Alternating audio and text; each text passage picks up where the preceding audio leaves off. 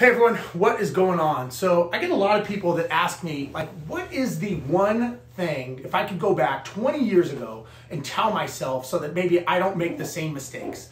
And you know, I've made a lot of mistakes in real estate, no doubt about it. I have made probably everything that you can imagine. I've done all the wrong things. Even though I knew I shouldn't, I still did it. But I would say if there's one thing that I could go back and I realize what I should have done is I should have treated it more like a business.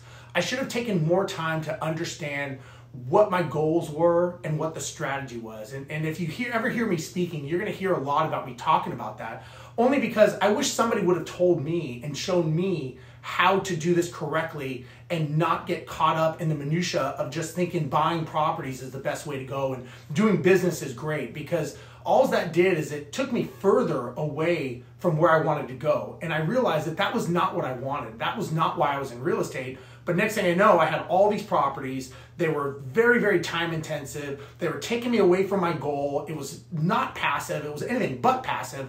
And it was just a huge mistake and a huge headache.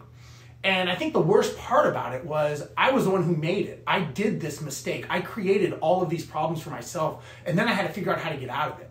So again, if I were to give you advice and tell you what you should or shouldn't do, it would be make sure that you really think before you buy something, because you know, once you own that property, it's now your problem, right? You can analyze the numbers and think about it. Well, it's still not your problem as long as you don't own it.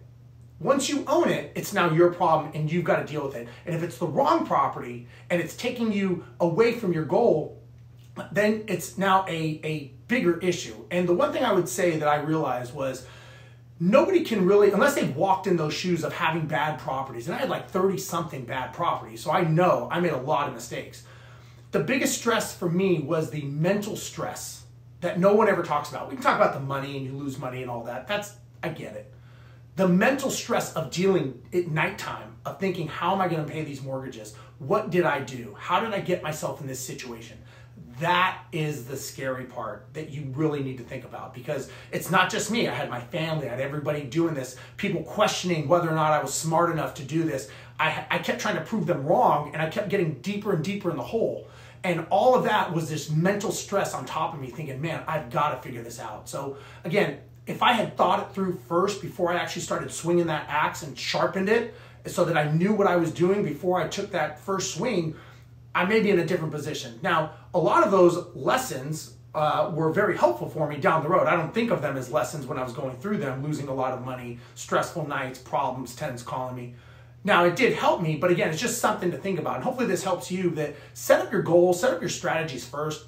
That is the key to being successful. It's not just being busy. It's not how many doors you own. It's not what syndication you're in. It's, are you doing something for your goals and for your strategy? And that's my advice that I would give you.